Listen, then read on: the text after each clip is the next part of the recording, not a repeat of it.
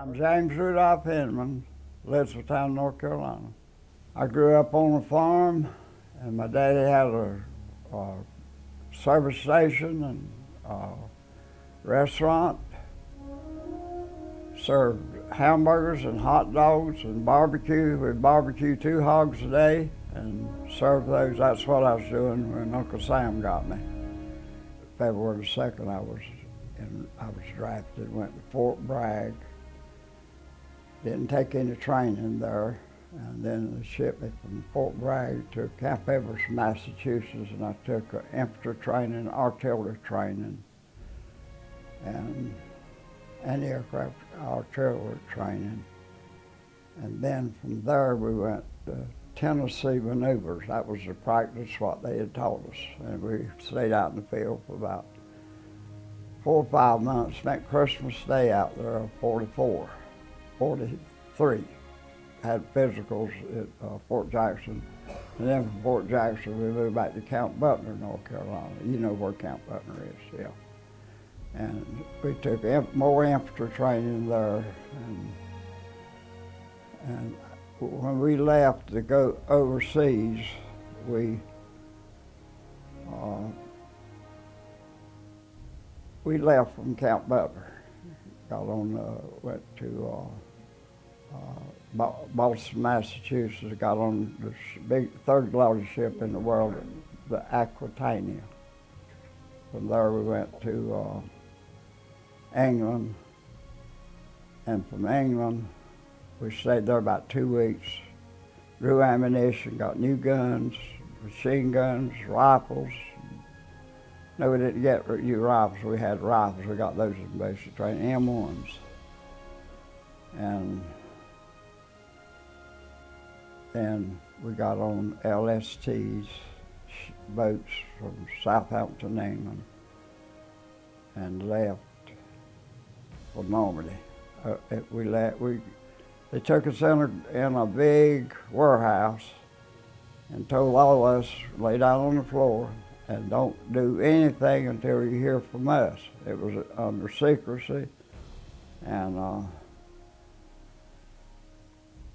I remember sleeping on the floor, and when they woke you up, you're supposed to wake the next person up, and the next person passes it right on down. There was about 600 of us in a battalion. That's my guess. I don't know how many was in there. About 600, 700 in there.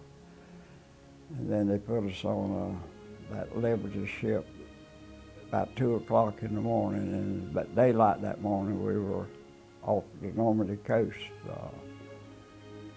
off of Omaha Beach. They didn't have anywhere getting ashore except landing crafts. I was in the invasion, but I was not in no D-Day invasion part of it. So I go on the beach. I get on the beach. Took about all day to get us all off.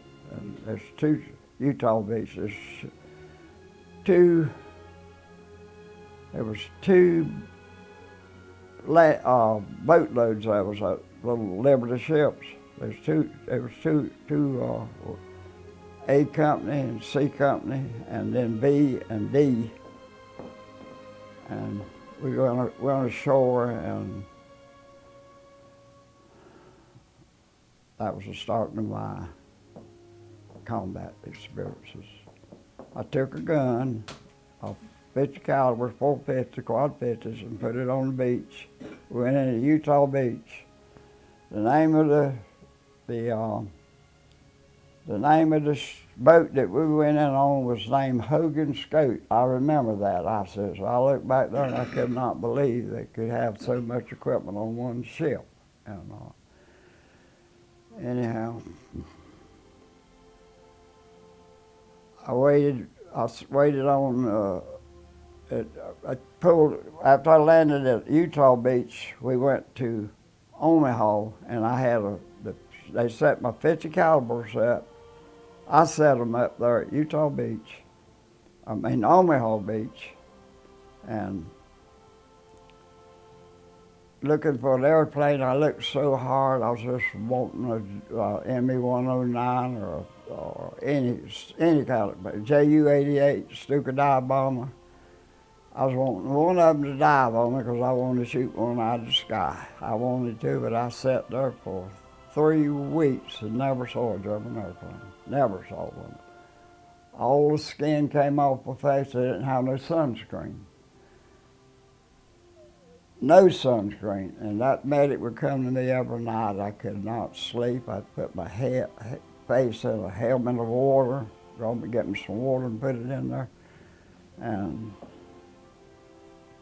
no protection from the sun at all. Me looking around like that up in the sky for an airplane that I never did see until we got, well, that was pretty close to Paris. And he'd come to me at night, and all he had in his medic bag was Whitfield ointment. I remember it like it happened yesterday. Whitfield ointment was the name of whatever he had. And he apologized and said, "This is the best I can do you." And anyhow, I reckon after my skin peeled 3 or 4 times, it kind of got toughened up a little bit. I was never bothered with the sun anymore. See, I was just looking for an airplane all the time. I had that turret revolving around and around. I never did see I never did have any sunscreen.